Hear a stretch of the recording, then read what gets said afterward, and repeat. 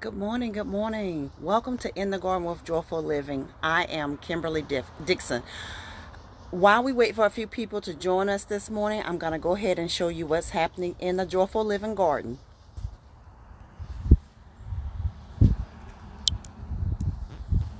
So as you can see here, the sun is shining so bright I can't see. But as you can see here, we've got the kale. I've actually been eating off of this, but it's doing very well. And one of the surprises of the garden is this yellow bell pepper. I planted it in June, but I counted this morning and it still has a lot of peppers on it. It has 14 peppers on it, and you can see that one's about mature. I'm just waiting for it to start turning yellow so that I can pick it, because it will finish turning yellow on the counter. But peppers love hot weather, so to have a pepper plant still thriving at this point in the season is miraculous, because it's, by all technical accounts, it should be dead by now, but it's not. That's my spinach. I've been eating off of it already. I'm going to make a spinach and arugula salad later today. Those are beets that I planted by seed. I think I planted them a little bit too late, so I may not get an actual root beet, but I'll still be able to harvest the greens and the stems and eat those, because they are just as nutritious as the beet itself. My bag of sweet potatoes. As you can see, I've got sweet potatoes that are pushing up out of the earth, out of the bag. So I'm going to harvest these on tomorrow and let them cure for 2 weeks, and then try to make a sweet potato pie for Thanksgiving. Probably won't be much more than that. So, but hopefully I'll be able to have enough to get one pie out of it. Look at this cabbage. This cabbage looks absolutely amazing. Good morning, Pamela. I love cabbage, and you can see the little heads starting to form on the inside. But the surprise, guys, I had never done broccoli or cauliflower. And look at this broccoli. How many of you have ever seen broccoli growing before? I hadn't. And I'm just tickled pink that I've got broccoli heads forming.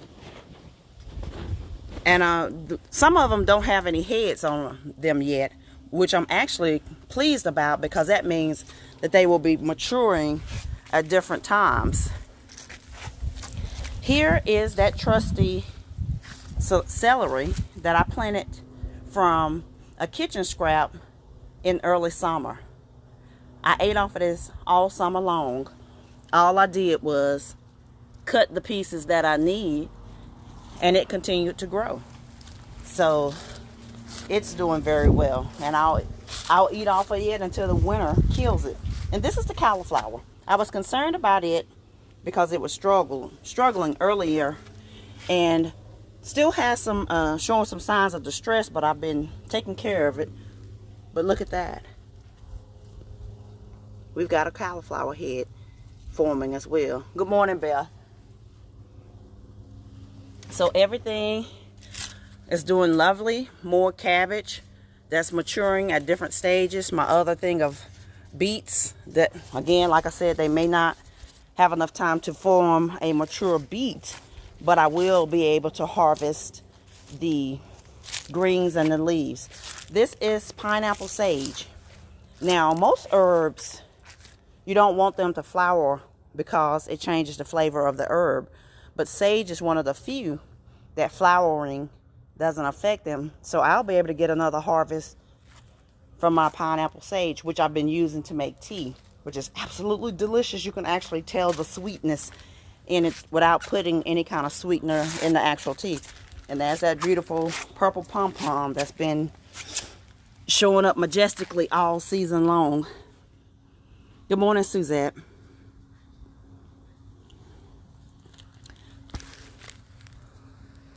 So, again, guys, thank you for tuning in to In the Garden with Joyful Living. I haven't been on in a couple of weeks, because last weekend I was in Charlotte celebrating my 50th birthday. Good morning, Tony. I haven't seen you in a long time. Good to have you on. And then the weekends prior to that, it's been raining so much. I can do cold, but I don't have any covering from rain. So when it's raining, we can't do those. But this morning, I want to talk about the gift. So this past Tuesday, I turned 50 years old. And I'm going to try to do this today without crying out. But y'all know I'm a sentimental something. Suzette said, do you plant the cabbage in the pots first? I'm not really sure what you mean by that. But those cabbage plants, I did not grow from seed. They were transplants because I had tried it from seeds in the spring and didn't have much success with it. So I wanted to try it with, just to see if I could grow it in a pot. So those were transplants, and I transplanted directly from the tray into those pots. But today I want to talk about the gift. Please share the video. And as many of you know, I celebrated my 50th birthday on this past Tuesday. And turning 50 is a monumental event. But honestly, and as I said, I'm going to try to get through today without crying. But y'all, I can't make you any promises. I just can't. I was scared about turning 50 years old because I realized a couple of weeks ago that this was going to be the first year in probably 25 years that my dad wasn't going to call and wish me a happy birthday. And that's the thing that I've been struggling with the most, is missing hearing his voice, because I know he's in a better place. He's happy. I actually dreamed about him, so I know those things to be true. But I was scared about how I was going to feel on that actual birthday. But then I realized the gift that I had been given, in that of my 50 years, I spent 49 years, 10 months, and 6 days with my, good morning, Amanda, with my dad in my life. So for that, I am truly grateful. So I want to talk about the gift of God this morning, the things that He has gifted us with that we oftentimes don't see. And the first gift is the gift of love. The love that God has for us endures forever and ever, through good times and through bad times. It never goes away. And Suzette asked, and when the weather changes, what do you cover your plants with? Actually, the cabbage and the broccoli and cauliflower and the kale, I don't cover. I haven't been covering. We're in zone 7B, so it hasn't been getting down to freezing. It's gotten pretty cold, but these are cool weather crops, so, and they thrive in early spring and fall. You will see people plant them in the summertime, but they often struggle, especially in this area, because it's so hot. And these plants actually thrive in cool weather, so I don't cover them with anything.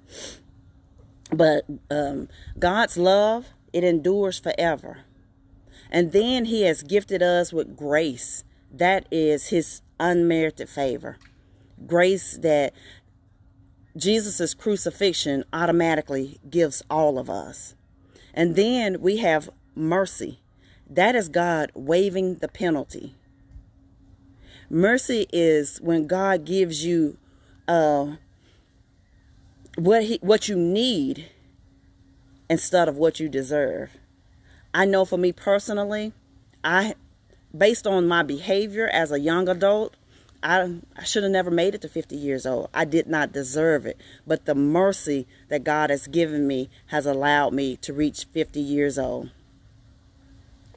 So, in November, this month is Thanksgiving, so people usually focus on gratitude in the month of November. But I am very grateful. I'm grateful to be 50 years old, because in my 30s, when I was disabled and in chronic pain every day, I couldn't see this. I didn't know what my life was going to look like at 50, 60, and 70 years old, because in my 30s, it was unbearable. So I am grateful to be 50 years old. I am grateful to be able to walk without pain. I'm grateful for the 49 years, 10 months, and 6 days that I had my dad here with me earthly bound, terrestrially, because I know he's still with me, but I had him here with me for 49 years. A whole lot of people can't say that. Their father may still be living, and then him not been a part of their life there at all. Or, you know, they died when they were much younger, or just whatever or they're alive and they don't have a relationship. But I had a relationship with my dad for 49 years, 10 months, and 6 days. I am grateful for that. And I'm grateful for the unmerited favor, the grace of God. I am grateful for his never-ending mercy, because like I said, I should have died a long time ago. But instead of my whole month of November being focused on gratitude, this month I'm choosing to focus on hope. The gratitude I have allows me to feel hopeful in this season that we're in right now, where we've got everything with the presidential election still going on, everything with COVID-19 getting worse. People are surviving it more, but we're getting more and more cases every day, and states are having to wonder again what they're gonna do. How can we fix this? So instead of focusing on gratitude this month, I want to focus on hope for the future. Because in this world of negativity, we have to have hope.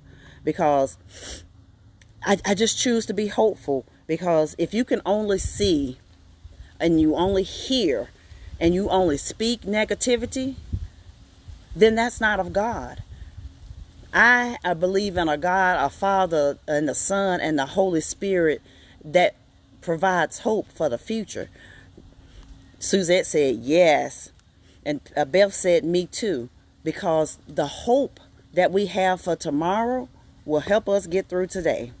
So when grief tries to overtake me, because although I'm feeling the joy never left me, but there was such a cloud of sadness over me that I couldn't feel it and people didn't see it. But my hope in the future is showing that little glimmer of joy in my belly that God planted a long time ago is starting to ignite again.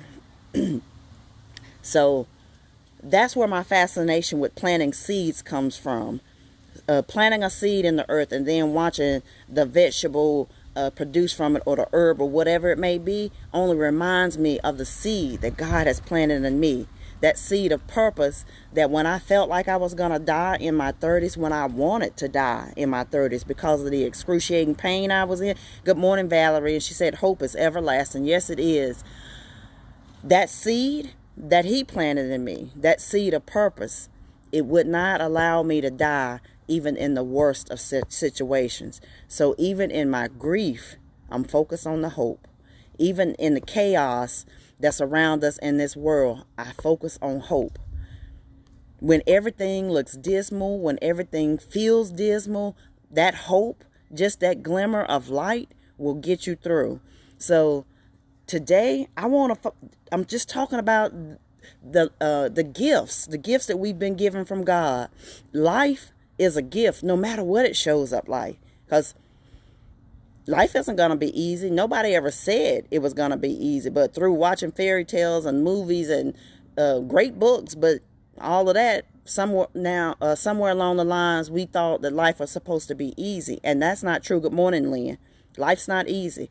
It's always going to be full of hardships, but it does not have to be hard. That's dependent on you. So I want you to remember, if you don't remember anything else today, I want you to remember the gift. And when you think of the gift, you remember that life is a gift, that every day is a gift, no matter what it shows up life. Love is a gift, the love of God that we have forever, that we don't deserve, but that he has shown us and given to us countless times over and over again.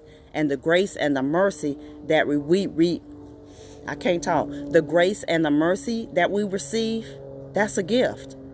So today I want you, as you go out through the day, I want you to look up at the sky, and whether it is beautiful and sunny, because we've had some torrential rains here the last few days, and today it is beautiful and sunny. I want you to look at up at the sky, and if it's blue, I want you to be grateful for that gift.